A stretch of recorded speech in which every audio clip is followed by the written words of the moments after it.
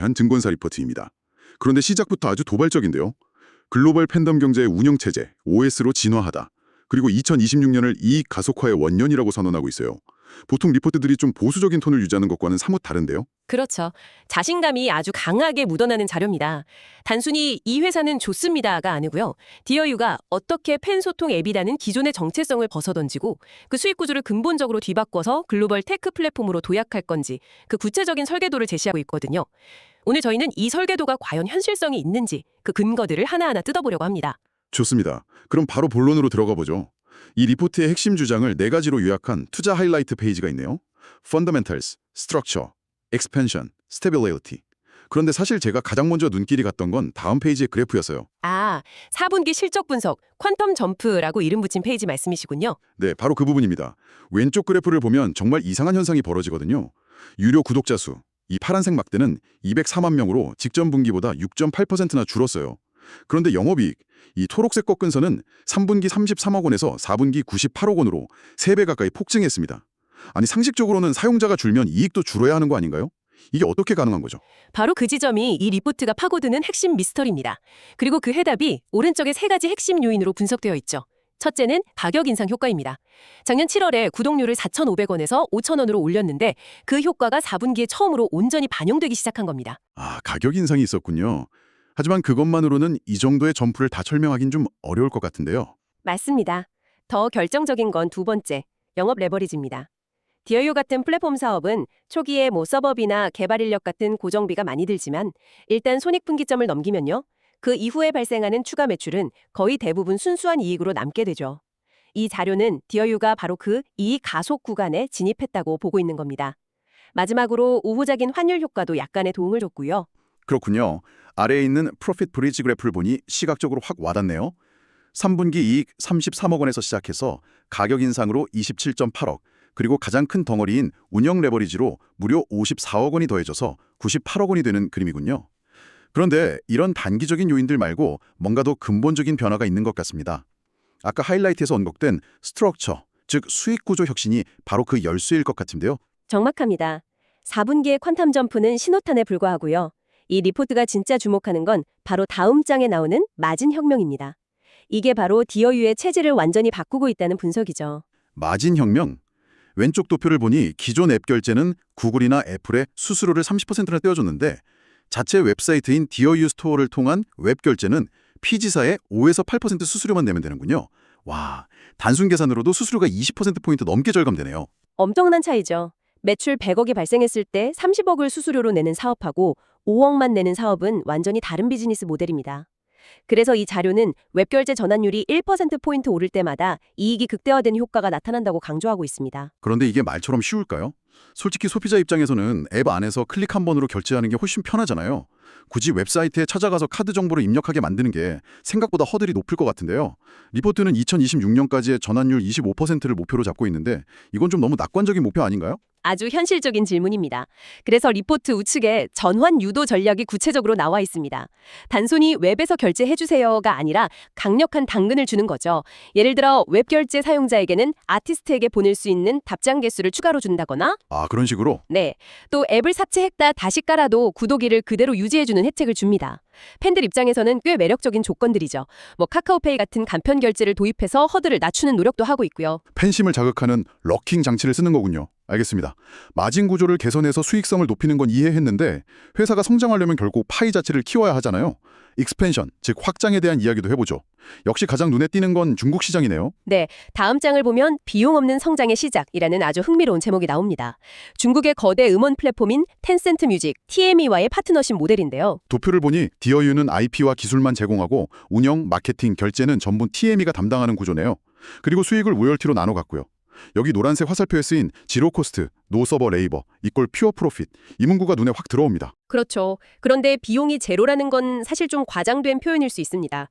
물론 현지에 법인을 세우고 직원을 뽑고 서버를 구축하는 그런 직접적인 비용은 없겠죠. 하지만 보이지 않는 리스크는 없을까요? 예를 들어 중국 정부의 규제가 갑자기 바뀐다거나 아니면 TMI와의 파트너십에 문제가 생길 경우의 위험.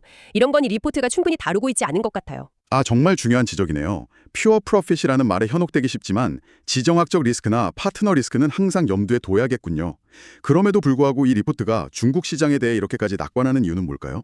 그 답이 바로 다음 장, C팝의 높은 효율성에 있습니다. 데이터를 보면 정말 놀라운데요. 현재 DOU에 입점한 C팝 아티스트 수가 전체 6%도 안 되는데 이들이 끌어모으는 구독자 비중은 무려 20%에 달합니다. 와, 6%의 아티스트가 20%의 구독자를 책임지고 있다고요? 엄청난 효율이네요. 이건 뭐 C팝 팬덤의 충성도나 구매력이 그만큼 강력하다는 뜻이겠군요. 바로 그겁니다. TMI의 유료 이용자 1.2억 명 중에서도 핵심 팬덤인 SVIP 1,500만 명을 타겟으로 잡고 이 중 아주 보수적으로 3%만 유입시켜도 40만 명의 신규 구독자를 확보할 수 있다는 계산이 나옵니다. 지금 DOU 전체 구독자가 200만 명 수준이니 어마어마한 잠재력이죠. 웨이보 팔로워가 1,000만 명이 넘는 SNH48의 유아니아니키 같은 대형 아티스트가 본격적으로 활동을 시작하면 그야말로 폭발적인 성장이 가능하다는 게 이 리포트의 주장입니다. 효율이 높은 만큼 반대로 그 소수의 핵심 아티스트 몇몇이 이탈하면 리스크도 커지는 양날의 검이 될 수도 있겠네요. 정확합니다. 그래서 IP 다변화가 중요해지는 거죠. 중국뿐만 아니라 일본, 동남아, 미국으로의 확장 로드맵도 다음 장에 나와 있습니다. 일본에서는 이미 버블4 저팬으로 9만 5천 명의 구독자를 확보했고요. 거기는 AIPU, 즉 1인당 평균 결제액이 높은 시장이라 안정적인 캐시카우 역할을 할 수 있습니다. 동남아는 K-팝의 인기를 바탕으로 시장을 넓히고 최종적으로는 미국 시장에 진출해 글로벌 플랫폼으로 자리매김하겠다는 계획입니다. 이제 기술적인 부분으로 넘어가 보죠.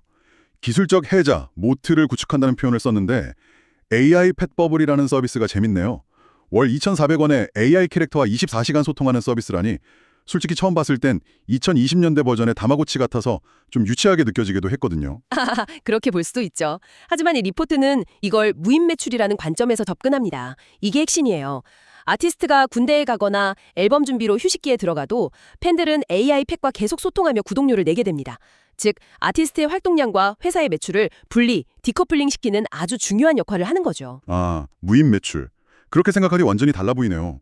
아티스트의 컨디션이나 스케줄에 상관없이 꾸준히 발생하는 수익원이라는 거군요. 더 큰 그림은 오른쪽에 있는 팬덤 OS인 것 같고요.